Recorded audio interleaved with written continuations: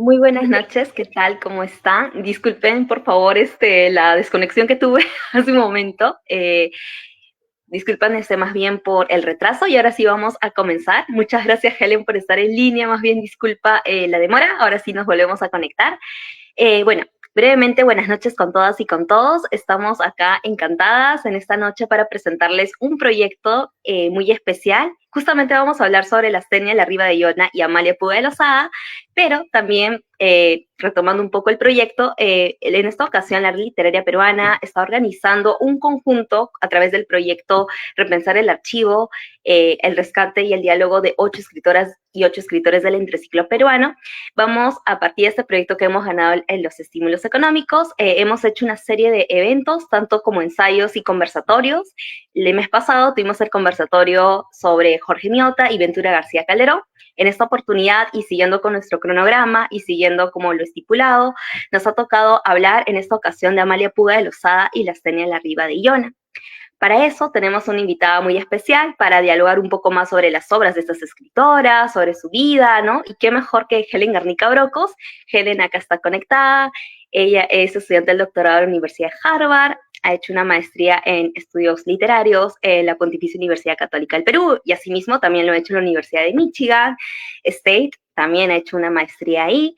Y le encanta y se dedica a todo el tema relacionado con entreciclos, el decadentismo, ahí el tema de la enfermedad también está presente en sus líneas de investigación, la interdisciplinariedad, por supuesto, entre otras.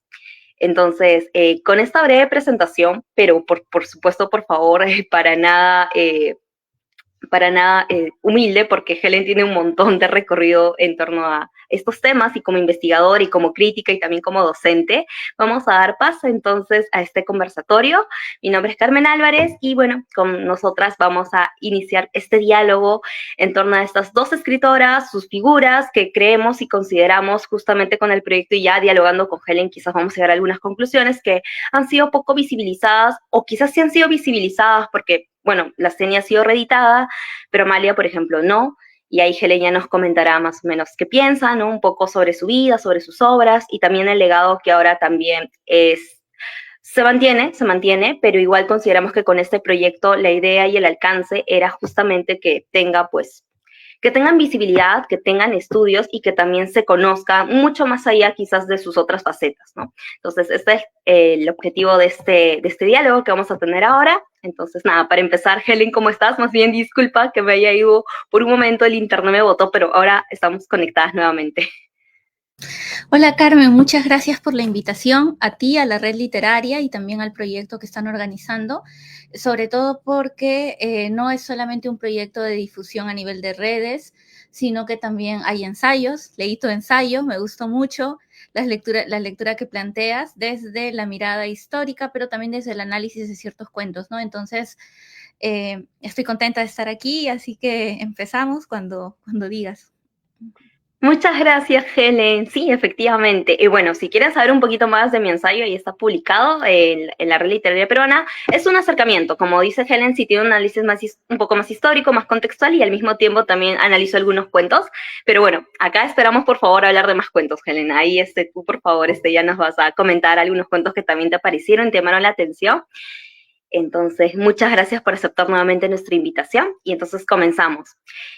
Como sabes, y en el ensayo que he planteado más o menos, le di una visión contextual, sí, pero siento, y tú eres especialista en este tema, y tú sé que tienes mapeado dentro del entresiglo a muchos más escritores, tú lo sabes muy bien, tú has estudiado también además ese periodo.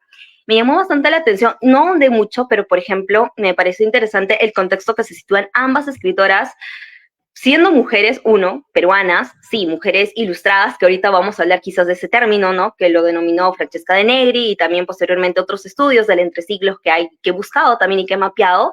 Entonces me pareció muy interesante este contexto que significa a nivel histórico, pero también literario, ¿no? Ahí tú creo que manejas mucho mejor el tema de las corrientes que están también dentro, ¿no? Las influencias que han habido, quizás la prensa que está más que nunca, ¿no? Entonces esas características me llamaron bastante la atención. Yo en mi ensayo lo he detallado, no he detallado, o sea, lo he mencionado brevemente, pero no sé qué puedes decirnos sobre este contexto, a lo mejor para que las personas se sitúen, donde están estas dos escritoras y claro, si podemos comentar un poco de sus vidas, ¿no? A lo mejor, por ejemplo, en el caso de la Xenia, sí, su mayor hito, y creo que por el cual se les conoce es por el que es la precursora del cuento peruano moderno, y en el caso de Amalia Puga, pues fue en su legado, ¿no? Como tal, fue reconocida como poeta cajamarquina, tuvo bastantes reconocimientos a lo largo de su obra, participó en la revista Ilustrada de New York, por ejemplo, de New York, que me pareció interesante, y las dos estuvieron muy comprometidas con ciertos temas, ¿no? Que también podemos ahí ir como profundizando más adelante. Entonces,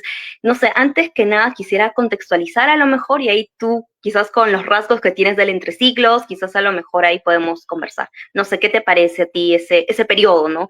Que es muy interesante y que creo que todavía no ha sido tan estudiado, digamos, ¿no? Desde ciertos ángulos, ¿no? A lo mejor desde las crónicas, desde los ensayos, desde la prensa, ¿no? Y todo el sistema que imperaba, ¿no? También bajo el sistema, pues, que había, ¿no? Sí, tienes mucha razón. El Entresiglos es un periodo bastante complejo. Incluso ubicarlo es complejo para los especialistas peruanos. Por ejemplo, Marcel Velázquez lo ubica entre el 90 y hasta el 18. Aynaí Morales Pino también como que lo ubica a final de 1890. Y de hecho Aynaí estuvo en la conversación con sobre Jorge Miota y Ventura García Calderón, hablando con Lucía del modernismo. Entonces, ella como que lo ubica también en los primeros siglos. Salvador Raggio, que es un investigador que trabaja también el tema de lo raro, de lo extraño, lo posiciona hasta el 30. Y yo también coincido con este posicionamiento hasta el 30 porque una de las cosas que llama mucho la atención es de que, o sea, después de la guerra con Chile, se da como una suerte de fragmentación, ¿no? Por una parte, Chile, el desastre de la Guerra del Pacífico representa como el momento más bajo de la historia peruana a nivel económico, a nivel cultural, se cierran todos los órganos, todos los órganos representativos de la cultura. Por ejemplo, se cierra el Club Literario de Lima, que es el que publica el Ateneo, y luego se reabre en 1886 y siempre me gusta recordar su reapertura porque cuando cuando se reabre ya el círculo literario de nuevo, se lanza un concurso y ese concurso es ganado por escritoras, ¿no? Entonces, eso me parece importante porque es como que de repente se inaugura este año, en 1886, y por ejemplo, el primer puesto de novela, la medalla de oro, lo obtiene Mercedes Cabello con su novela Sacrificio y Recompensa, y medalla de plata, Teresa González de Fanning con la novela Regina.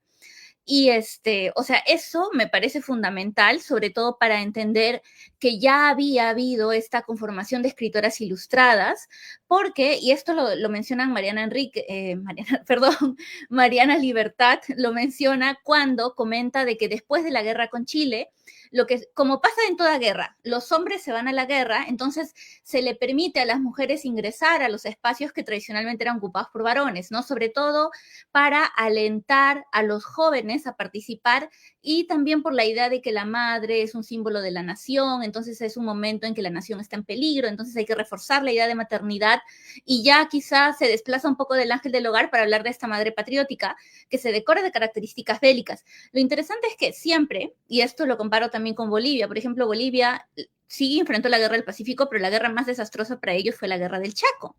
Y justamente en la guerra del Chaco mueren el 60% de varones, más del 60%, y las mujeres entran al espacio letrado, entran a ocupar puestos que tradicionalmente eran ocupados por varones, como comentaristas en prensa, como maestras, como directoras de publicaciones, y eso les permite, cuando termina la guerra, ya quedarse en ese espacio y empezar a plantear una agenda propia, ¿no? Una agenda propia que tiene que ver con el sistema educativo, con, por ejemplo, el acceso a la cuestión pública, a la política, ¿no? Entonces es interesante porque se da como esa conjunción de que por una parte me hago ángel del hogar, pero por la otra estoy haciendo pasar mis intereses bajo esta imagen, ¿no? Que es una treta del débil, como lo define Josefina Ludmer.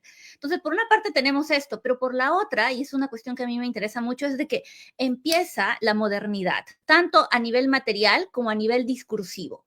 A nivel material, pues sabemos que fines del siglo XIX se caracteriza por los tranvías, los caminos. Ustedes hablaron de Ventura García Calderón. En su conversación anterior, Ventura García Calderón en La venganza del cóndor está plagado de caminos truncos, ¿no? Y justamente estos caminos truncos truncos, caminos que no llevan a ninguna parte o caminos que se van haciendo según el paso que se da, son útiles para entender la necesidad de construir una modernidad, ¿no? El camino te da como una suerte de virtualidad moderna porque une al país a corta distancias. Por otra parte está el tranvía, por otra parte está el cine. El cine aparece en los cuentos de la Stenia Larriba, justo de ahí lo vamos a comentar. Entonces, es como que tienes todo esto, todos estos inventos, estas renovaciones, tienes también el discurso médico que ingresa justamente a vigilar el cuerpo de la mujer, el discurso psicoanalítico que está en formación, y de repente, o sea, tienes como por una parte esto que puede reconocerse, no sé si influencia, pero como un intercambio europeo, pero a la vez el Perú es un país complejo a nivel racial, a nivel étnico, a nivel lingüístico, y estas narradoras también logran aprender esa cuestión que va a atormentar, creo que hasta el día de hoy, a nuestros intelectuales, ¿no? ¿Qué cosa es ser peruano? ¿Qué cosa es el Perú? Si en la década del 20 la generación arielista estaba tratando de plantear proyectos eugenésicos, algunos, hay que hacer un mestizaje para hacer que se decrezca el lado indígena, incrementar lo blanco y de esa manera ser civilizado, o si se plantaba un 50% indio, 50% blanco, ellas también apuntan a estas cuestiones, quizá no de una manera tan evidente, pero por ejemplo tú lo mencionas en tu ensayo, el cholito que aparece, ¿no? O sea, son como estos pequeños puntos de fuga donde se da cuenta de que esa nación no es una nación compacta, no es más bien un espacio complejo. Entonces, el Entre Siglos me gusta mucho por eso, porque siento que se juntan muchas cosas. Y además de eso, también ya estamos hacia el primer centenario independentista, entonces se vuelven a pensar qué cosa es el Perú, qué cosa es ser mujer, qué cosa es ser hombre en este espacio.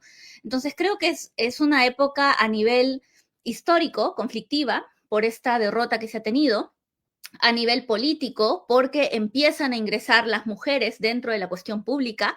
Yo sé que todavía el voto se alcanza casi a los 50, pero ya ellas empiezan a querer participar con proyectos educativos, por ejemplo, y a nivel pues moderno empiezan los primeros inventos, pero a nivel discursivo también se construye una suerte de modernidad donde muchas veces se da cuenta de esas falencias, ¿no? La salud y demás. Sí, Helen, me parece interesante y claro, yo también recuerdo que leí y también me gusta mucho esta dinámica, Helen, y me parecería muy chévere que también se sigan en los conversatorios que sigan, de que nosotras también es como un proyecto en conjunto, entonces sí, todo se relaciona, todos los escritores y escritoras que están en el proyecto, que son 8, y no solamente son las Tenia ni Ventura, sino van a venir María Bustamante, va a estar María Nieves Bustamante, va a estar... van a estar Augusto Aguirre, creo, Morales Aguirre, van a estar varios escritores que por ahí los tengo mapeados ahí, entonces ¿cómo se llama el autor de Hojas de mi álbum? José Antonio Román, por ejemplo, también. Entonces, me parece interesante el diálogo que se propone y también yo leí el ensayo y también escuché el conversatorio y mencionaba que es un periodo de tensiones, de conflictos, de contradicciones en la modernidad como tal y hay una crítica muy dura, al menos en las crónicas de Miota, por ejemplo, al sistema, ¿no? A cómo está conformado quizás la pobreza, la profesionalización, todos estos temas y quiénes pueden conformar y quiénes no pueden conformar el proyecto de nación también, y ahí todavía se habla mucho de muchos más temas, a lo mejor quizás más complejos, ¿no? El tema de la migración, que también está presente, ¿no? Ya lo vamos viendo poco a poco, ¿no? Y el tema, hay también temas que ahorita vamos a mencionar más adelante en los cuentos que sí me parecen temas que hasta ahora persisten y me parece que son temas que incluso las propias escritoras mencionándolo nomás creo que hicieron algo que es cuestionar.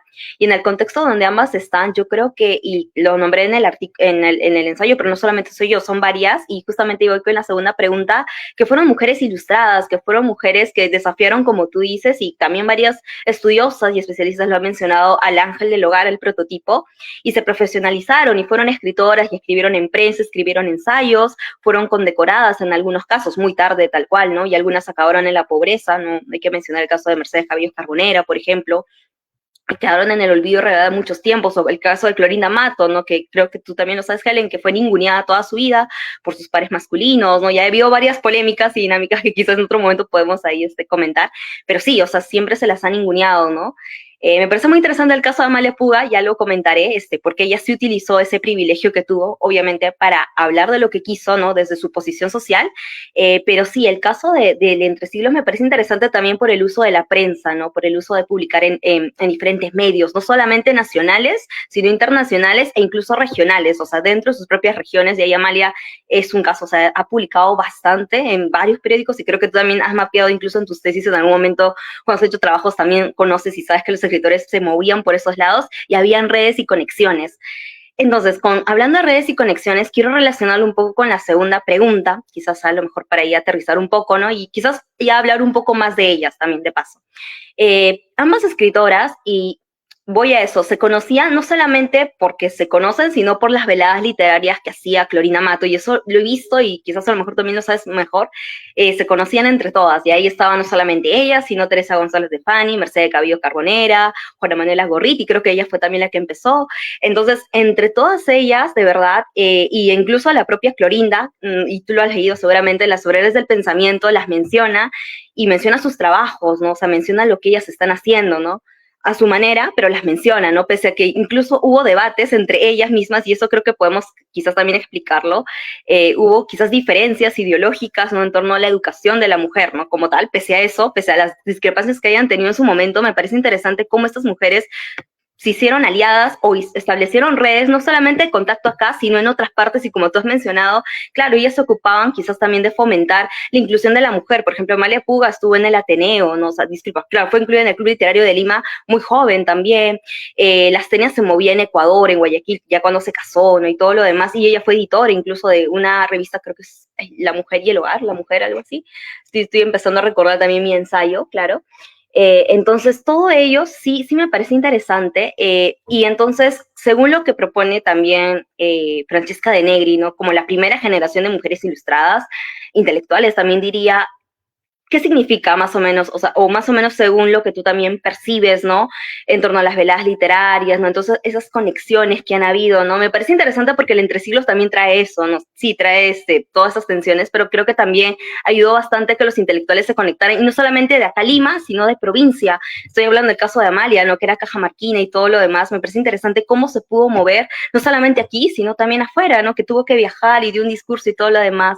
Entonces, eso también era una cuestión, no sé si por ahí también puedes comentarnos algo más al respecto, que más o menos creo que...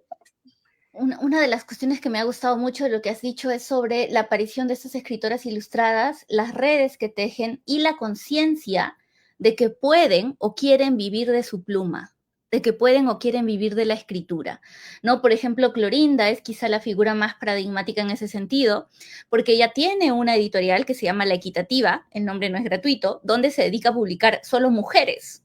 Es publicar mujeres, difundir mujeres, editarlas, y es curioso ese ejercicio porque básicamente cuando Clorinda viaja de Cusco a Lima, ella se dedica a escribirle a Ricardo Palma. Ya se ha publicado, Ana Pelufo y Francesca Negri han publicado la colección de cartas y se nota cómo ella le está pidiendo un trabajo, le está pidiendo que le ayude a buscar trabajo, pero es interesante porque esa concepción de buscar trabajo para ella implica un trabajo que le permita un ejercicio intelectual, ¿no? O sea, no está pidiendo un trabajo manual, me refiero a que está tratando de salir de esa esfera doméstica y de repente le dice, mira, yo puedo ser editora, yo puedo ser periodista, yo puedo ayudar en estas labores de escritura. Entonces, si hablamos de que en el tránsito como el modernismo implica la profesionalización del autor, sabemos de que pues esa profesionalización, entre comillas, se va a labor periodística, las mujeres también asumen eso.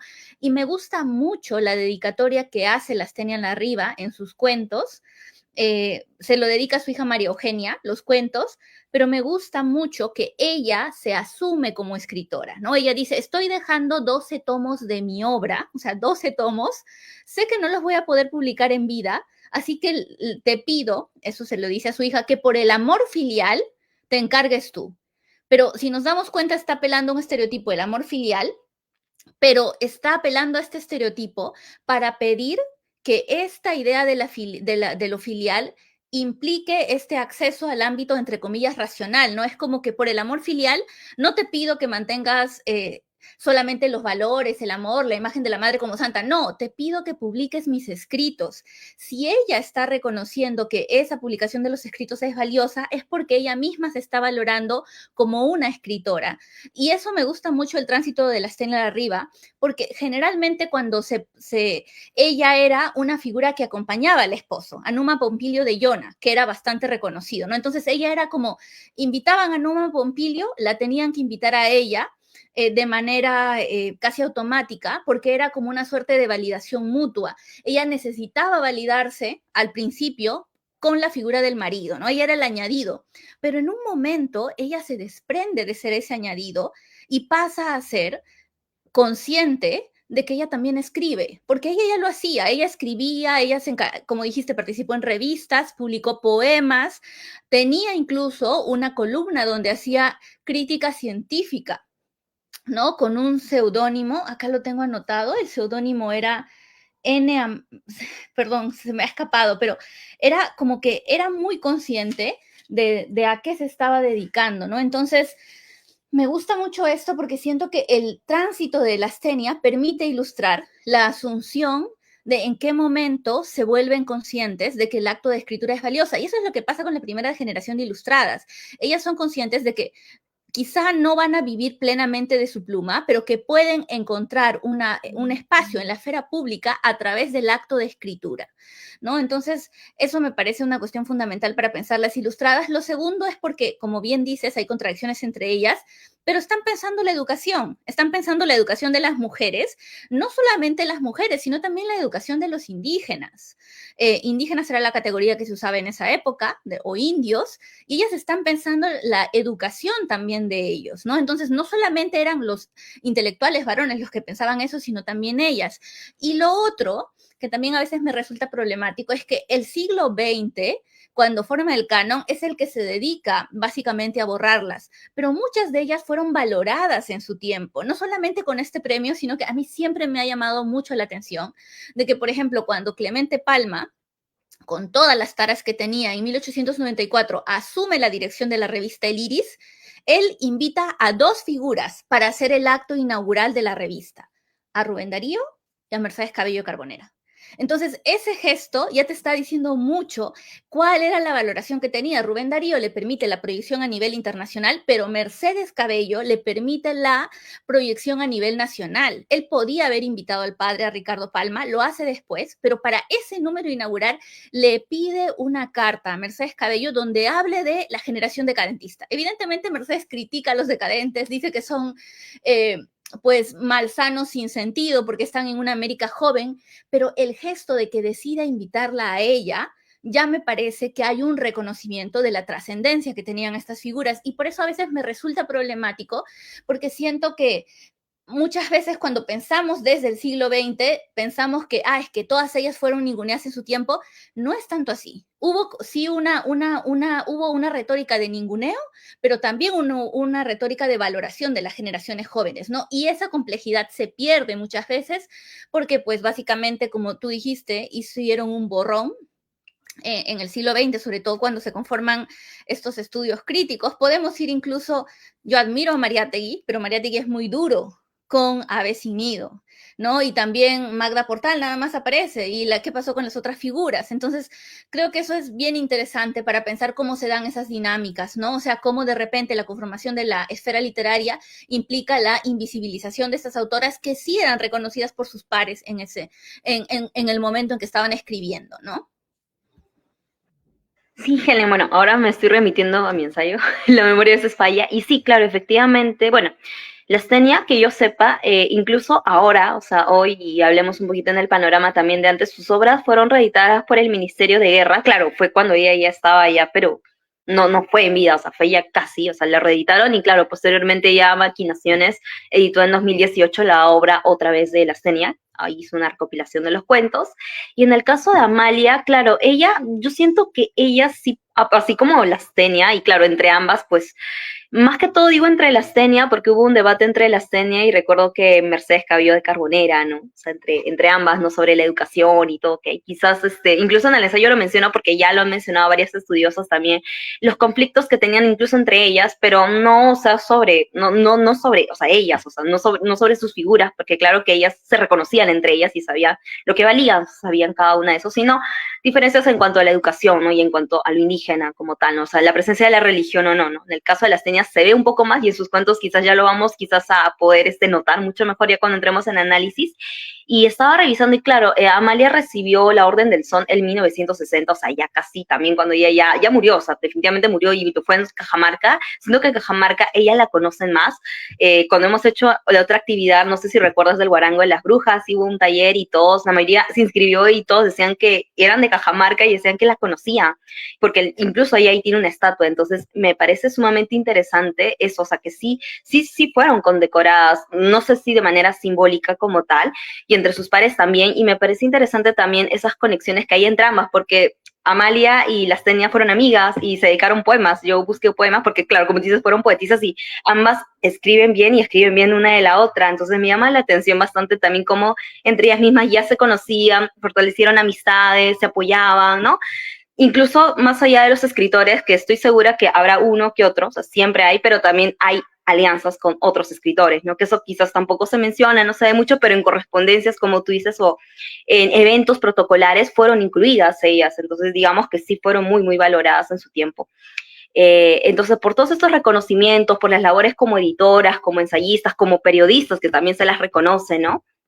Quería un poco dejar en claro que ellas, ya pasando como para ir un poco corriendo quizás con el tiempo, ambas escritoras publicaron, ya sabemos que publicaron ensayos como tal, y eso lo pueden encontrar, y Helen también ahí les puede dar información, pero los pueden encontrar en revistas de la época, están dispersas, todavía creo que no ha recopilado Helen, creo que sería interesante recopilar o reunir esa fuente de información de los ensayos que ellas escribían como tal, o columnas que ellas también tenían, como tú dices, que ahí las también tenía, entonces incluso científico, wow, es interesante.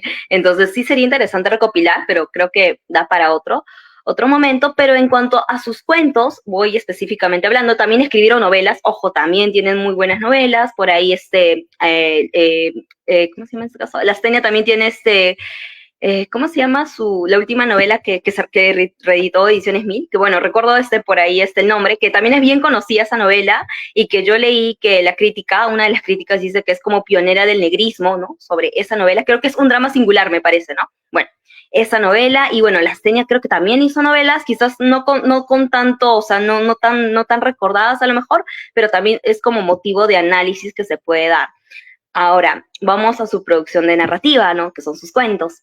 En su caso, me llama bastante la atención los temas que a ellas les interesan como escritoras, y ahí se puede ver como, tal como ese debate proponía, ¿no? En cuanto a la educación, ¿no? El sentido más religioso quizás, y no quiero por si acaso, por cierto, categorizar a la Astenia, ¿no? Pero se siente un poco más, obviamente por su clase, ¿no? Por lo que ella provenía, por las creencias, entonces obviamente que como tal era esperado, pero también había otro tipo quizás también de corriente de pensamiento entre las propias escritoras que discrepaba de ese tipo de corriente de pensamiento que se embargaba lo religioso, ¿no? Y proponían una educación laica en vez de una educación religiosa como tal, ¿no? Y tenían sus argumentos, ojo, no era simplemente no, sino había buenos argumentos que también se podía poner a favor. Me interesa bastante en cuanto a su narrativa, en cuanto a la Astenia, como creo que ya saben, lo repito, ella fue la pionera del primer cuento peruano. Su libro justamente se llama Cuentos, fue publicado en 1919, y el otro, en este caso, es el de la Astenia, se llama El jabón de hiel, que fue publicado ya en 1949, o sea, un poquito más tarde. Pero ambos cuentos siento que son interesantes de analizar por los temas que presenta. Entonces, yéndonos un poco más a su narrativa, más o menos, ¿qué temas, o sea, ves los temas que les interesa? No sé si tú lo has mapeado más o menos, por ahí nos puedes comentar. Y ¿cuál consideras que sea la importancia? O quizás más allá de la importancia, no sé cómo te puedo explicar. O sea, ¿cuál crees que sea el sentido crítico que le querían dar, no? En algún momento yo te cuento que busqué fuentes, busqué análisis, y en el caso por ejemplo, de la Astenia, era que, claro, o sea, era una mujer, o sea, Isabel Tausín le da duro, y dice que ella no innova, que se queda ahí, que no es quizás Mercedes Cabello Carbonera ni Clorinda, ¿no? Que eran mucho más, o sea, tenían un pensamiento mucho más liberal, ¿no? O sea, para nada se marcaba solamente en lo religioso, es más, cuestionaban ese discurso religioso, todo eso se ve en sus novelas y sus cuentos.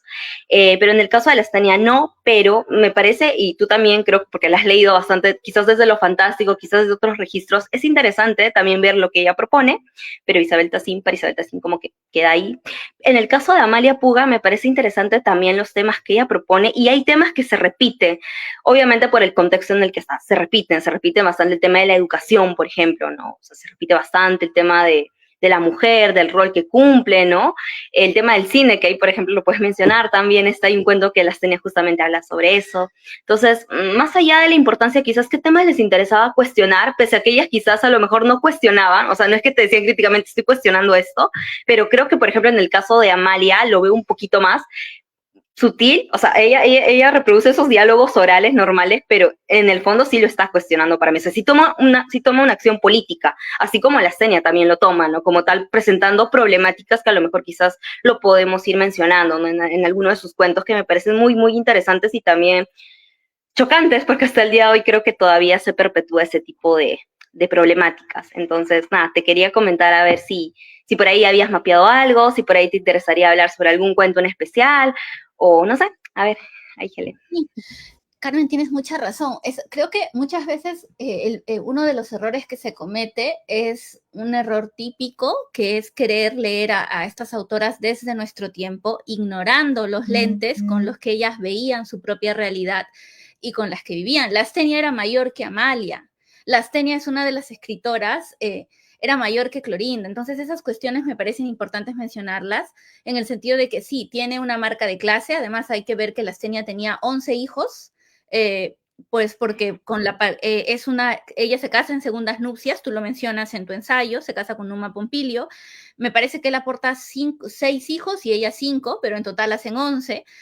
Pero ella no solamente fue madre, ella vivió también de la escritura, o sea, fue educadora, fue directora, fue editora de revista. Entonces, querer pensar, bueno, es que era muy religiosa, sí, pero a través de esta religiosidad también denuncia varias cosas, como indicas, ¿no? Por ejemplo, a mí me llama mucho la atención cómo siempre en sus cuentos hay una apelación a la cristiandad, es cierto, pero esa apelación está acompañada de una crítica de la falta, sobre todo de los varones, de estos papeles de cristiandad. El hijo ingrato, el marido infiel, el hombre traicionero que promete matrimonio y no lo cumple. Entonces, en realidad, a través de este rol, si lo queremos ver desde la lectura religiosa, está trazando una frontera entre aquellas mujeres que tratan de ajustarse a la norma cristiana y que son buenas cristianas, por así decirlo, pero entre aquellos hombres que terminan saliendo de este discurso religioso y que en realidad son el motivo de la desgracia, ¿no? Y lo otro es que sí, es una mirada muy doméstica. Creo que ella lee mucho desde los espacios domésticos, la casa, el, el convento, pero a la vez también me parece que ella es una de las mejores, mejores entre comillas, pero en el sentido de que aprende mucho de la cultura material de los años. O sea, Lastenia tiene un cuento, Pobre Fortuna, dedicado a representar la epidemia de fiebre amarilla que hubo en Lima. Entonces, esas cosas no se deben ignorar. O como tú misma decías, una historia como hay muchas, es uno de los cuentos que conforman su libro, tiene cine. Y el primer registro de cine como quiebre modernista que se suele hacer es con El beso de Evans, de Abraham Valdelomar, ¿no? Entonces es como este cuento cinematográfico, y ella, en este cuento, Una historia como hay muchas, se puede ver, y eso me encanta, la idea de ficción dentro de ficción, porque está la protagonista mirando una película, y la película es una escena con su marido infiel. Entonces es como que a través del lente del cine, ella puede hacer una crítica de su propia realidad y darse cuenta que el marido era todo lo contrario a lo que se dice en las 2 primeras líneas. En las 2 primeras líneas dice el cariño y a la fidelidad del difunto. A través del cine ella se da cuenta que ese marido no es ni cariñoso y que tampoco es fiel, y además de eso se percata de esta comunidad masculina de los amigos que le llevan el cadáver, que son los que estaban ocultando el acto de la infidelidad. Entonces, claro, siempre termina con esta reflexión moral o esta mujer que se va a volver a enamorar de Octavio, pero está haciendo una crítica de la realidad y eso me parece bien interesante en ella porque no lo hace una vez, lo hace repetidas veces. Tú mencionaste el cuento del rey Herodes, donde habla de los cholitos. Sí, habla de la religiosidad, de que el rey Herodes mata a estos niños, pero eso le está sirviendo, y justamente Marcel Velázquez Castro tiene un libro dedicado a eso, que ha ganado el ASA este año, pero eso le permite criticar una práctica bastante común, que era la de intercambiar niños, sobre todo del Ande, como si fueran objetos. No, incluso esta niña dice que quiere un muñeco vivo, que se mueva a su voluntad como lo tiene su prima. Entonces me parece que en realidad ella es una de las que mejor aprende estos pequeños problemas en los que estaba inmersa la cultura material del 19. Incluso, por ejemplo, en El Pobre Fortuna, el tema de la epidemia, las limitaciones de las mujeres, y lo otro que me gusta, el otro cuento, es Mañana de Primavera, donde esta anciana madre, Marta, de 60 años, se da cuenta que sus hijos son unos ingratos, porque no se acuerdan de su cumpleaños, porque la han... Y este es como que, sí, está el ángel del hogar, que es puro amor, pero ella se hace una crítica a sí misma por haber sido demasiado ángel del hogar. Dice, yo les di demasiado amor, les atendí y nunca se detuvieron a valorar todo el sacrificio que hice. Ellos siguen asumiendo que ella tiene que cocinar, que tiene que lavar, que tiene que atenderlos, a pesar que ya es una mujer de avanzada edad, tiene muchos nietos y se compara con su vecina, que dice que su vecina era más severa. Y esa severidad había hecho que sus hijos sean mejores. Entonces, me llama mucho la atención porque más bien creo que dentro de este discurso religioso hay varias críticas que se dejan pasar de manera subterránea, ¿no? Y que creo que si lo pensamos desde el marco de nuestro tiempo, pues esas críticas terminan siendo omitidas por esta mirada religiosa y eso genera también creo que una interpretación muy laxa del texto. Y eso tú lo apuntas también en tu ensayo. Sí, totalmente, Helen. Bueno, también tengo mis cuentos preferidos. Ahí era el cuento misterio, que ahí sí me gusta el tema y a ti creo que también te fascina el tema del control del cuerpo, en este caso de la mujer y de la enfermedad y de la locura, cómo se aborda, ¿no? Pero desde la perspectiva femenina como tal. Y obviamente el discurso médico imperante que había, que claramente en el entresiglos resulta bien problemático. O sea, si lo miramos ahora diremos cómo es posible, ¿no? Que haya pasado, pero pucha, el discurso médico ha hecho muchas cosas, quizás atroces, quizás estigmatizando a los enfermos, y habla del manicomio, ¿no? Como tal. Entonces, en el espacio me llamó bastante la atención, por ejemplo, ese tema, y yo digo, wow, o sea, la astenia no solamente te habla del hogar, te habla de diferentes espacios, y a pesar de que uno dice, me va a dar, como tú dices, y yo lo comparto, o sea, sí puede haber una finalidad moral en algunas de sus historias como tal, pero veámoslo mucho más allá de eso, o sea, cómo se atrevió a mencionar esos temas cuando quizás unos otros que otros escritores no lo hubieran mencionado, pero ella sí lo hace, ¿no? Quizás desde esa concepción o quizás también desde otra concepción y no lo sabemos claramente, pero desde una lectura muy crítica diremos, así como en el caso de Amalia, las dos creo que hicieron lo mismo, o sea, usaron sus propias estrategias, como dice la tetra de David, para ahí poner los discursos, sea de manera oral, sea de manera religiosa, o sea desde, por ejemplo, las costumbres, en este caso de Amalia, ¿no? Que ahí va a ser un poquito como, y creo que lo relacionaba una tesis como Ricardo Palma, o sea, con las tradiciones, algo así, contando historias, e incluso eran historias basadas en hechos reales, o sea, eran como que sí. Y obviamente que esto que está mencionando en el caso de los niños cholitos, y yo averigüé porque también cité un artículo, y claro, Marcel Blasco los borda mucho mejor, es algo que ha pasado realmente. O sea, no es una ficción que se le no, o sea, sí pasaba y era súper común estas prácticas en las clases sociales altas, ¿no? Y no quiero decir que ahora, pero incluso ahora hay otro tipo de explotación total. Entonces, me parece o sea, me parece muy interesante, muy rico analizarlas ambas desde muchas perspectivas, desde lo fantástico, ¿no? Con la muerte, creo, en el cuento de Sepulturero. Ahí también creo que, por ahí creo que vi que lo analizas eso, por ahí creo que vi que también, puede interesarte, ¿no? Por todo el estudio que hay, también es interesante ese cuento, el tema el segundo cuento que también lo acompaña también, el tema que mencionas, y así, ¿no? O sea, con todos los personajes, yo también me di cuenta que, claro, con las mujeres, sí, las mujeres tenemos que estar dentro del ángel del hogar, pero los hombres no. O sea, los hombres salen fuera de eso y ocasionan la desgracia. El hijo pródigo, el marido infiel, que ocasiona todas las fatalidades en él, ¿no? Pero incluso dentro de ese mismo discurso también se cuestiona bastante o sea, el tema del ángel del hogar, hasta qué punto puedes mantener eso, no sé si ya no se puede, o sea, no se puede ser la madre, ¿no? Incluso podemos abordar desde la maternidad, ¿no? Como tal en los cuentos de la astenia. No sé, Helen, ¿qué piensas ahora en el caso de Amalia Puga? No sé si algún cuento te interesó, no sé, más o menos coméntanos, o si quieres seguir hablando sobre la astenia también, algún otro cuento que te haya llamado la atención. Por Sí, ahí. de Amalia me gusta mucho que ella es ya, también es posterior, pero ella ya es más consciente de la genealogía de mujeres malas que existe en la tradición. Ella habla mucho de Eva y también cita a Electra. Y pues desde la tradición greco-latina y desde la tradición bíblica, Eva representa el pecado, ¿no? Incluso hay un personaje que se hace llamar a sí misma Eva pecadora. Entonces, hay una conciencia ya de esta genealogía de mujeres malas a las que ella apela.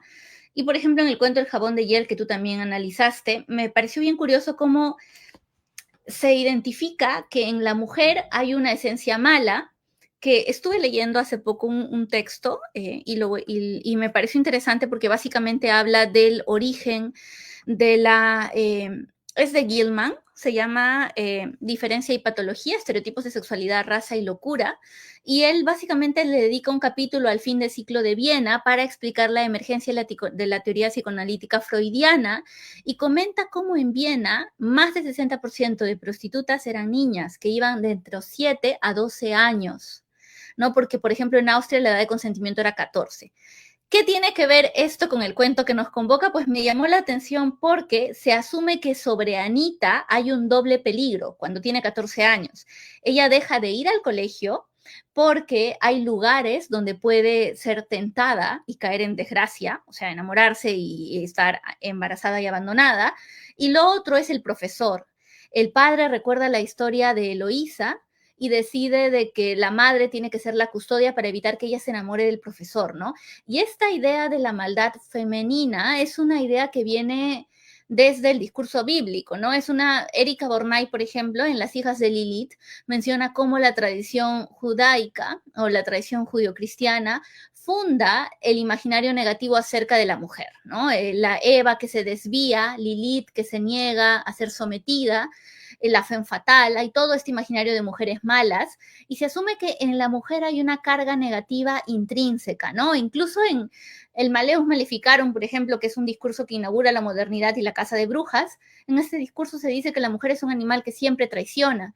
Y acá este padre, cuando está pidiendo que la hija ya no vaya al colegio, para que no exponerse a estos lugares, y cuando está pidiendo que se cuide su relación con el maestro, que es un maestro joven, está asumiendo que la hija puede caer en pecado. Lo curioso es que la hija termina siendo la que impide la materialización del pecado, porque se da cuenta, como una Electra, de que la madre puede caer enamorada del profesor, ¿no? Y eso me parece interesante porque es como que se construye este estereotipo clásico de la mujer que contiene una esencia mala y que por eso hay que vigilarla doblemente, hay que impedirle que salga a la cuestión pública, no va a ir al colegio, y hay que vigilar incluso el espacio privado, impedir que tenga una cohabitación ella sola con el maestro, y ella, de manera inteligente, se da cuenta de la dinámica que está existiendo entre su madre y el profesor. No hay ni siquiera palabras, pero se da cuenta que la madre se arregla más. Y además de eso se da cuenta que la madre tiene un secreto que es el origen de su belleza y además de eso miente y dice que quiere dejar de aprender, ¿no? Entonces, me gusta mucho por cómo se construye ese estereotipo que según Gilman es el imaginario clásico de muchos de los pensadores de fines del XIX en Europa. Él cita a Freud, cita a Schopenhauer también, incluso a Nietzsche, en torno a los imaginarios de la mujer. Y me gusta cómo Amalia construye esto y luego lo subvierte, porque esta niña de 14 años, que es vista como una potencial niña que puede ser tentadora al convertirse en mujer, es la que termina asegurando la familia, ¿no? Al quitarle a la madre este jabón casi mágico hecho por una bruja y al reemplazar al padre, porque ese padre está ausente, ese padre está lejano y además ese padre no es ni siquiera capaz de ver el peligro en el que está poniendo él mismo a la madre al obligarla a estar cerca a un profesor joven e inteligente y apuesto además, ¿no? Entonces, me gustó mucho en ese sentido cómo se subvierte ese imaginario.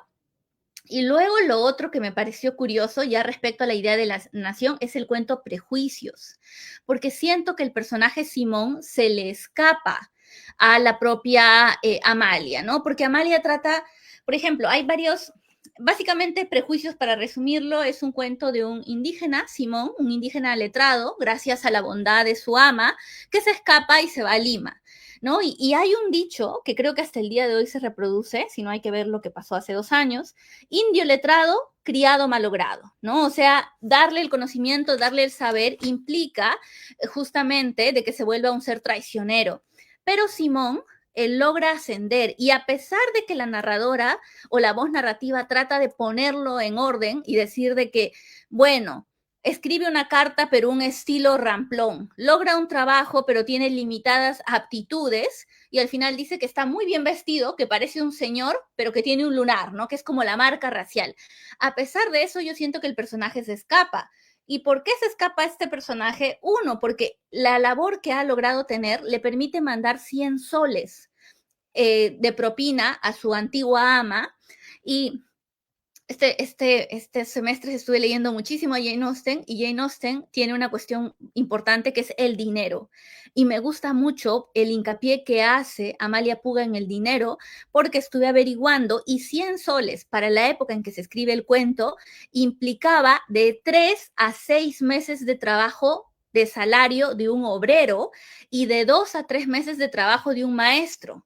Y si este Simón tiene la capacidad de mandar 100 soles a su ama, no una vez, sino varias veces, quiere decir que tenía un buen trabajo. Si logra vestirse como un señorito hasta mimetizarse en ellos, tiene que decir que a pesar de esa marca racial, ese lunar que tiene, ha logrado salir de esta educación, que además es una educación deficiente, y poder encontrar un mejor futuro, ¿no? Entonces, me gusta mucho porque siento que se evidencia ahí de que este personaje se escapa de este estereotipo, y a pesar de que termina como que algunos sí se convierten y son buenos, igual el personaje en sí es valioso. Entonces, es interesante por cómo hay una tensión a nivel narrativo entre esta voz que trata de ponerlo en orden, diciéndole que es simple, que es limitado, que es ramplón, pero entre la realidad. Escribe cartas, manda una foto y tiene la capacidad económica de seguir enviando dinero. Entonces, y además un dinero que equivalía a que 6 meses de trabajo de un obrero, es muchísimo. Entonces, me gustó ese cuento por eso, porque creo que ejemplifica muy bien el terror de la clase aristocrática de estos años, que se puede trasladar también al terror que experimentan muchos ilustrados, adinerados de estos años, ¿no? Que de repente ese indígena, ese campesino que tiene que estar abajo en ese lugar, ingresa al otro espacio letrado, accede a la cuestión económica y es capaz de empoderarse y es capaz de demostrar que puede por sí solo, porque Simón se va muy joven, se va a los 17 años, eso también creo que es un detalle importante. Entonces, me gustaron mucho estos cuentos. Finalmente, Disposición Testamentaria también me llamó la atención, sobre todo eh, porque la mujer ahí engañada es una escritora, es una mujer que vive del acto de escritura, vive escribiendo poeta, siendo poeta, vive escribiendo cartas amorosas, y logra trazar una red femenina o de sus clientas para poder mantener a su hija Cruz. Y ahora, María Emma Manarelli, a propósito de esto, tiene otro libro, no solamente Limpias y Modernas, sino que también tiene un libro sobre huérfanas expósitas y putas, si no me equivoco, se llama, o quizá pero en ese libro ella comenta toda esta suerte de mujeres que eran abandonadas, se llama, perdón, Hechiceras, Beatas y Expósitas. Perdón por lo último, pero en Hechiceras, Beatas y Expósitas, ella comenta cómo una de las cuestiones que pasaba con los hijos naturales, que eran estos hijos que nacían fuera del matrimonio, cuando el padre no los reconocía, era que si la mujer era de clase alta, podía hacer un juicio y exigir un dinero, un testamento, pero si la mujer era de clase baja, era básicamente condenada a la pobreza, ella y su prole. Y muchas veces esto resultaba en que las madres abandonaban a los hijos a la beneficencia o a la iglesia, y esto generaba toda una red de pobreza, ¿no? Y se había convertido en un problema de salud pública. De hecho, desde esa perspectiva, y también recogiendo documentos históricos, es que lo analiza María Emma Manarelli. Y este cuento es perfecto para ilustrar ese ejemplo. Esta mujer se queda con hijos, el padre decide darle un dinero muy exiguo, el hombre que la engaña no la mantiene, y se va y se casa con otra y la deja a ella, y ella tiene que encontrar maneras para sobrevivir. Pero contrario a lo que trazaría una lectura naturalista de ella cayendo en el vicio y luego cayendo en la prostitución, ella tiene una habilidad que se menciona desde la primera línea, que es poeta, y esto le permite subsistir. Entonces, me gustó mucho este cuento, sobre todo porque ilustra otra posible manera de ganarse el pan y otra posible manera de escapar a esta realidad a la que socialmente estaban condenadas estas mujeres abandonadas con hijos, ¿no? Entonces, es bien interesante porque si pensamos en el rol de escritura que algunas mujeres mantenían, o también si pensamos en esta lectura que traza Manarelli, ¿no? Que se había vuelto un problema de salud pública, pues esto ilustra perfectamente. Uh-huh. Díjele, ese cuento está a punto de ponerlo, pero dije, ya no me va a dar más para escribir, pero me parece muy interesante y siento que es la habilidad y siento que se nos ha subestimado mucho. Y claro, como dices, desde la perspectiva naturalista, desde la perspectiva realista, ¿no? Cómo se miraba la mujer desgracia, ¿no? Que cae por el pecado, que se va con el amante y que cae la pobreza. Amalia también tiene algunos cuentos que también obviamente, pues no recuerdo el título, pero hay uno de los cuentos donde claramente son de dos amigas, porque es igual en la escena, son dos amigas que se conocen y que comparan una paralelamente a la otra. Una le va bien y a la otra no, porque bueno, en el cuento de Amalia era una que, claro, le había ofrecido que, así como tú, así como me mencionas, que o a veces la familia quedas viuda o tu hija se muere y la amiga se encargó de criar a una de las hijas de su comadre, pero ella murió y la cuestión es que la hija era muy bonita, digamos que, o sea, aparentemente sí, o sea, porque también en ese momento, pues claramente la mujer todavía, digamos que, incluso hasta le había especificada, pero en ese momento, pues también siglo XIX, siglo XVIII, pues la belleza, ¿no? O sea, ya en el jabón de hiel está más que claro, ¿no? Lo que imperaba también ahí. Y la cuestión es que ella tenía para irse con alguien, o sea, su propia amiga, que claro, no son parientes porque son amigas, le había ofrecido a su hijo, que era médico, que tenía buen puesto, te puedes casar con él, pero ella dijo, no, yo me voy a ir con el oficinista o un chico que gana menor, era un hombre que ganaba menos que un médico, ¿no? O sea, no era, digamos que hacía trabajos mandados, pero no le iba a dar un estilo de vida mejor y al final, pues su hijo se casó con otra chica, pero le había ofrecido a su hija, a su comadre, no a la hija, no le había dicho por la amistad que le tenía para que saliera y al final, pues ella termina con él y terminan a las justas. Entonces era por el amor romántico, a lo mejor que quizás ella también lo cuestiona ahí. Y también hay otro que me llamó bastante la atención y es La Juzgavida, porque tiene elementos sobrenaturales y me parece interesante cómo a veces, y no solamente con La Juzgavida, creo que hay otros cuentos donde la mujer, por medio ya sea de lo sobrenatural o por medio de lo religioso, vuelve otra vez al camino, o sea, por eso, porque es La Juzgavida sobre una mujer, y creo que no sé si es real o no sé si por ahí, porque vi que una tesis la comparó, o sea, mencionó que ese relato puede parecerse un poco a lo que hace, en este caso, pues Ricardo Palma, ¿no? Con sus tradiciones, pero es muy interesante porque es una mujer que se dedica al chisme, se dedica a chismear, así a contarlo, ¿no? O sea, no tiene moral, o sea, se dedica a todo quiere saber, y pues una vez le ocurre un suceso extraño, ¿no? Es una procesión, ahí ve, y todos son muertos, todos están muertos en esa procesión, ¿no? Que ocurre sobre todo en el ámbito rural, tal cual, porque la mayoría de los ambientes que se relatan ocurren no tanto en la ciudad, sino ocurren en Cajamarca, pero obviamente no dice Cajamarca, ¿no? Creo que ficcionalizó también el tema de dónde es, ¿no? Pero es en el ámbito ahí fuera, no es en la capital. Y da la casualidad de que pues ahí están los muertos, le entregan un cirio y resultó que era un hueso, pero en ese momento obviamente soltó el llanto de un bebé, ¿no? La superchería, supongo, ¿no? La imaginería, entonces, y la mujer se dio cuenta que ya con eso pues la procesión se alejó, ¿no? Y desde ahí dándose cuenta de todo, de la serie y todo lo demás, pues dijo, no, me voy a convertir y ahora sí voy a ser buena, ¿no? Ya no voy a dedicarme al chisme, me cara otra cosa, ¿no? Entonces también es interesante, o sea, yo lo tomo por el lado de, no creo en un sentido religioso en ese cuento, o sea, yo creo que también está la ironía y todo el lado de ahí, o sea, yo creo que Amalia por eso me parece interesante, igual que la Senia, porque uno lo lee y tú dices, no, o sea, yo creo en esto, pero uno lo lee bien por varios lados y yo siento que hay una crítica en todos sus cuentos, o sea, no solamente en este.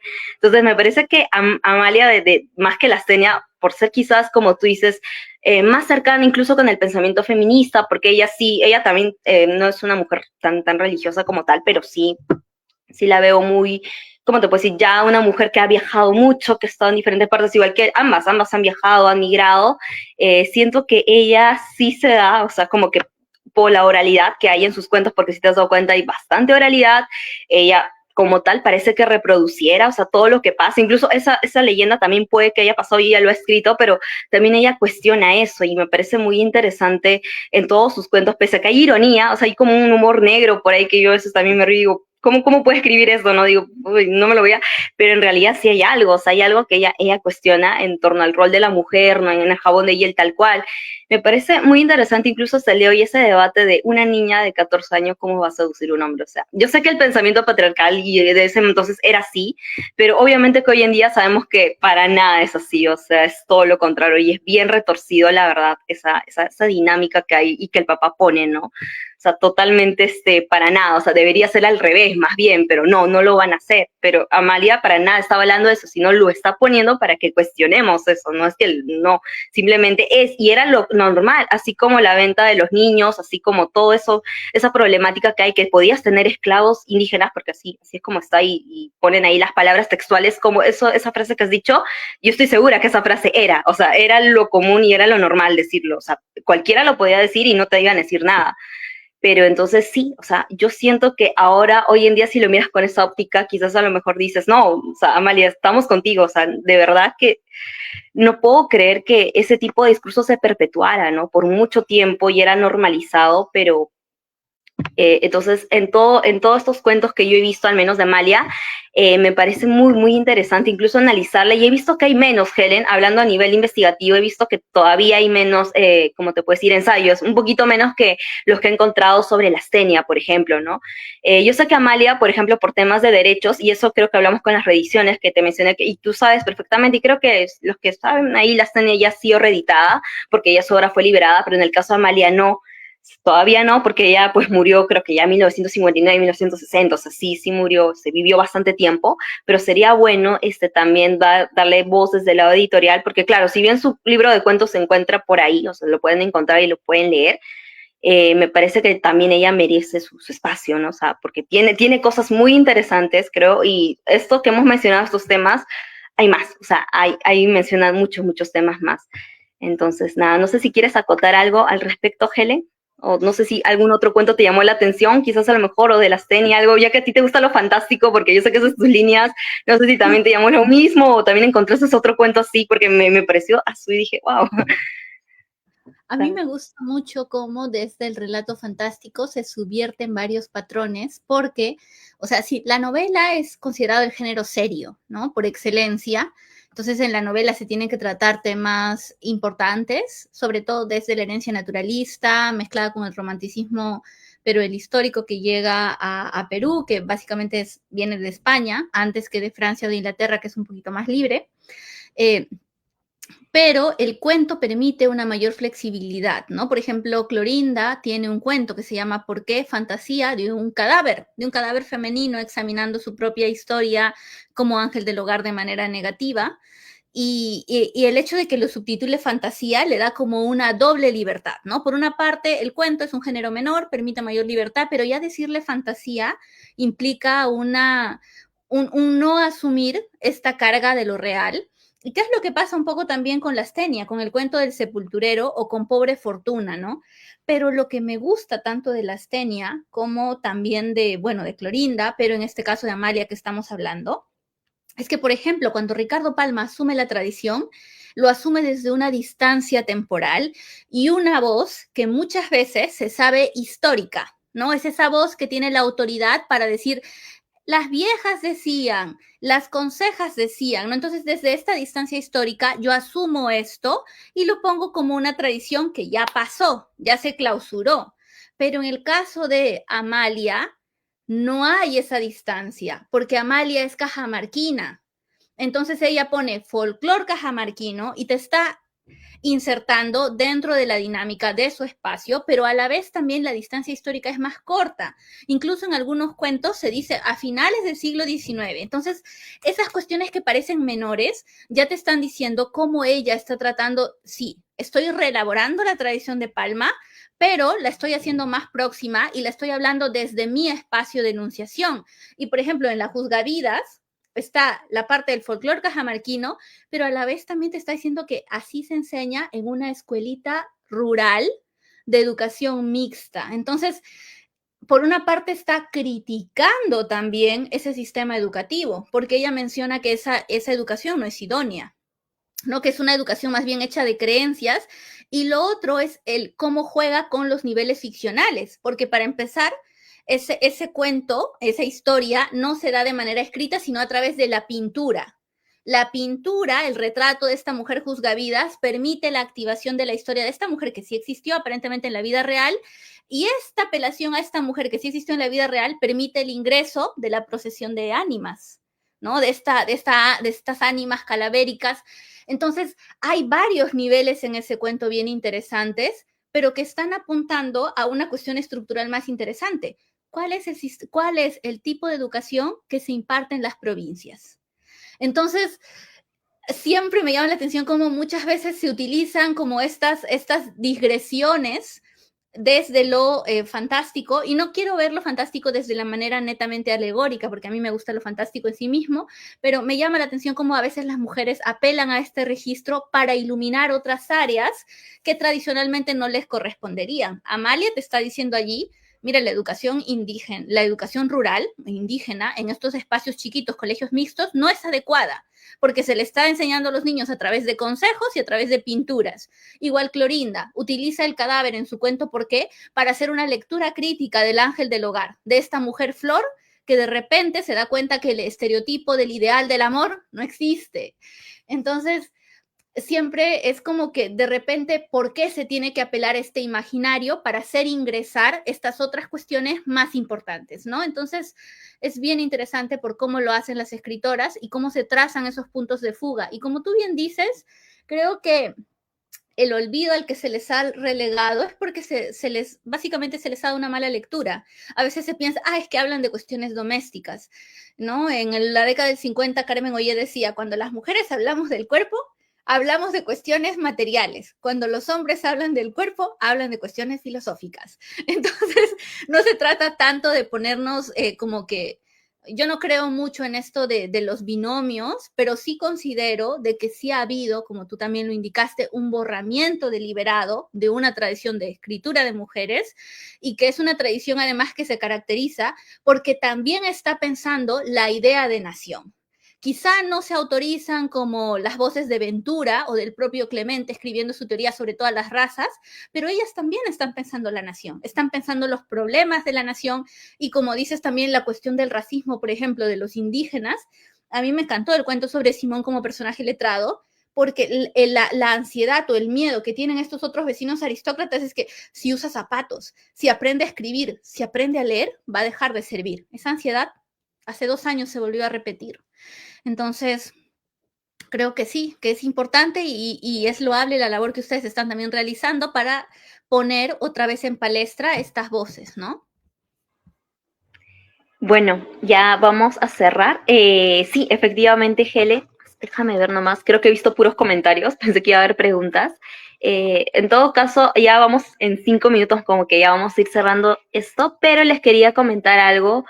Efectivamente, sí, yo también me interesé bastante por ese cuento, justamente Prejuicios, tanto por la agencia, o sea, digo, no es que el personaje tenga una agencia en sí como tal, porque uno mira y dice, oye, es ama.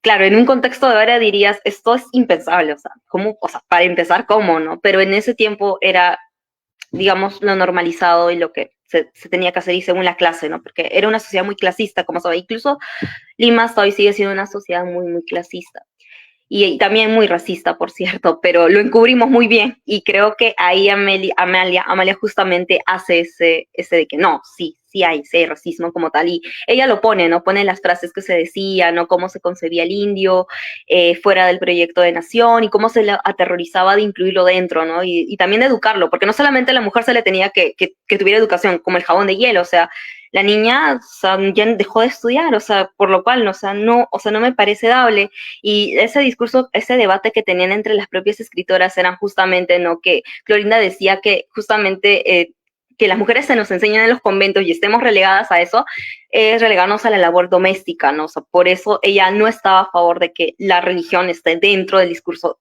sobre todo en la educación de la mujer, ¿no?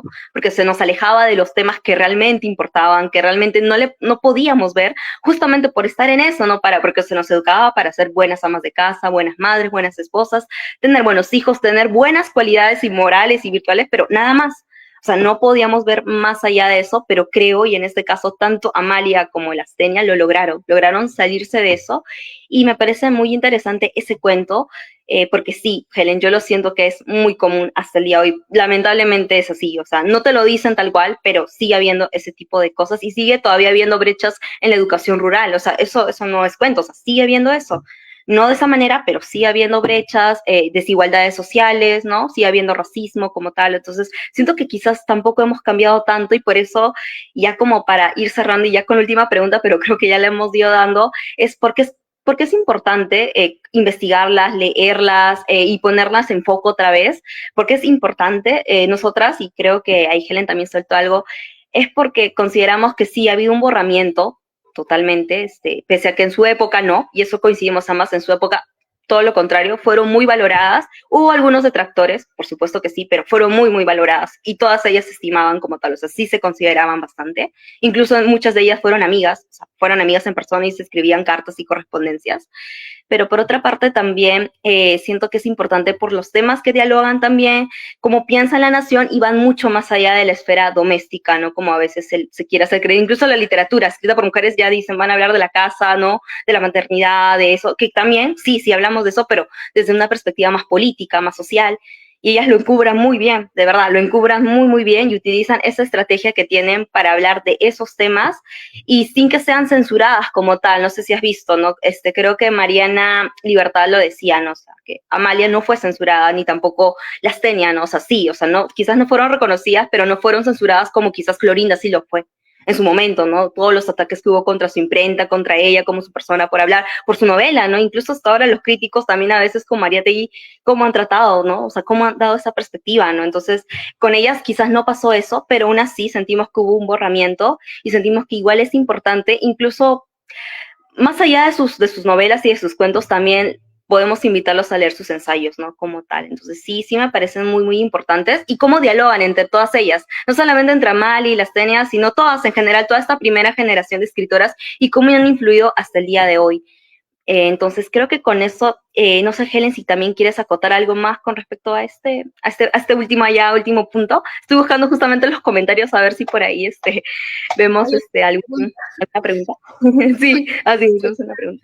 Sí, coincido contigo en varias cosas, sobre todo en esta idea de que ellas también piensan en la nación, y luego la autorización que hacen, ¿no? A mí me gusta mucho cómo, por ejemplo, se dice, está bien, si necesito educar a mis hijos, tengo que ser buena madre, pero para ser buena madre y poder educarlos bien, necesito acceder al espacio de la escritura y la lectura, ¿no? Y lo otro es interesante desde la construcción de la nación, porque ellas asumen la idea del indígena dentro del proyecto educativo. Eso me parece fundamental, a pesar de que hay este discurso casi contradictorio entre una mirada racialista y una mirada racialista, pero también siento que los personajes a veces se escapan, ¿no? Para mí Simón se escapa a ese estereotipo, porque logra mandar la carta, logra mandar dinero, en términos de cultura material, este hecho de que diga el lunar está ahí, es como está ahí la marca de su indigeneidad, pero a la vez, pese a esta marca o pese a esta tara que la narradora quiere asumir genética, se demuestra que no, que el personaje escapa a eso y logra triunfar en Lima.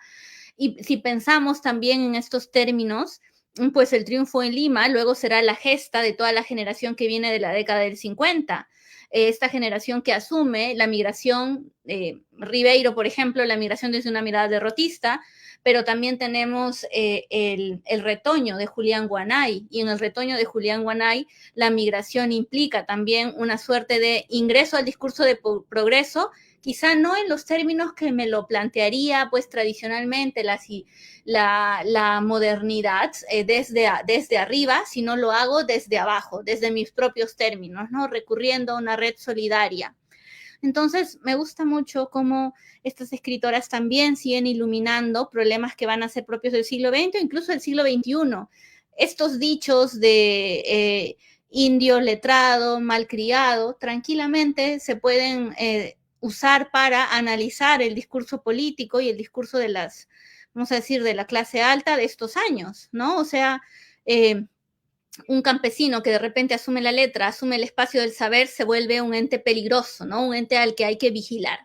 Entonces me gusta cómo estas autoras permiten trazar ese diálogo, pero a la vez también cómo insertan elementos de la modernidad. La Astenia tiene el diálogo con el cine, con las pestes. Amalia Puga está tratando también de decir, sí, voy a escribir cuentos, pero no voy a dejar de que estos cuentos tengan este color local, este color que lo hace ser cajamarquinos. Entonces creo que eso es interesante, ¿no? Y en eso me parece que es valioso también trazar el rescate, ¿no? Además que varios de los cuentos son, o sea, el cuento, por ejemplo, de la Astenia, me gusta mucho cómo quiebra este pacto de ser solamente lineal e ingresa esta mirada especular entre ella mirando o releyendo su pasado a través del cine, ¿no? Como el cine le permite un excedente de visión. Y eso es muy moderno, eso se va a hacer en las vanguardias, pero ya se estaba anunciando con este cuento. Entonces, creo que sí es importante por eso también mirarlas no solamente desde el lado sociológico, o sea, desde pensar en cómo esto da cuenta de la realidad, sino también mirar qué estrategias narrativas están asumiendo para trazar esa crítica o para trazar también su propia creación ficcional, ¿no? Entonces sí, me parece que está ahí lo valioso. No sé si hay alguna pregunta, si no, yo te agradezco la invitación a ti y a la red literaria. Gracias, Helen. A ver, estoy buscando, no, hay puros comentarios buena onda. Nada más nos mandan saludos a ti y bueno, nos agradece. En todo caso, ya sí, en algún momento también abrimos otro espacio igual. En algún momento Helen ha sido bien invitada en la red, siempre la hemos tenido y nos ha apoyado ahí en varios conversatorios. A lo mejor podemos hacer otro más. Pero nada, Helen, muchas gracias realmente por estar acá, por haber compartido este diálogo. Igual siento que han habido por ahí cuentos que hemos dejado de lado, pero por eso mismo los invitamos a que lo puedan leer, lo puedan descargar. Está en libre acceso, por ejemplo, el de la Astenia está tanto en Google como también está ya reeditado por Maquinaciones, entonces es una editorial independiente, entonces también es bueno apoyar la producción. El de Amalia, digamos que todavía está en internet, o sea, lo pueden conseguir fácilmente, todavía no está reeditado, pero como les digo, quizás por el tiempo de liberación no lo tiene, pero próximamente sí lo debe tener también porque consideramos que es una escritora que todavía siento que hay, con estos cuentos que hemos mencionado, hay otros más que también resultan muy, muy interesantes de ser analizados. Y no solamente nos quedemos con sus cuentos, que hemos abordado justamente hoy sus cuentos, como les digo, sino también han escrito poemas y también han escrito por el lado ensayístico, o sea, tienen sus obras ahí, digamos, todavía no han sido reunidas como tal. Creo que las tenía sí, pero en el caso de Amalia todavía ahí están desperdigadas. Entonces es un análisis muy interesante eso de rescatar del archivo justamente no solamente a los grandes escritores del siglo XIX, sino también a estas escritoras. Y también, agradecer a todos agradecerte a ti, agradecer a quienes nos están escuchando y ya. Eso creo que ha sido todo. Igual de todas maneras vamos a seguir investigando, vamos a seguir con este proyecto hasta julio, entonces se van a venir más escritoras. El próximo mes viene Leonor Espinosa y justamente que habla de la novela feminista. Ahí vamos a ver la primera novela feminista que se considera Consarela, y en el caso de María Nieves Bustamante, que también ahí tiene una novela, y así vamos a seguir hasta julio. Entonces nada, agradecerte a ti, Helen, gracias realmente por tu apoyo, por las ideas que has brindado. Esperamos que sean de ayuda y esperamos motivarlos sobre todo a que las lean. Eso creo que es nuestra finalidad de este conversatorio y ahí creo que con eso nos damos por contentas. Entonces, nada, muchas gracias y ya nos vemos en el siguiente mes, en el siguiente periodo, donde vamos a seguir con este proyecto para seguir rescatando estas voces. Gracias, que tengan buenas noches.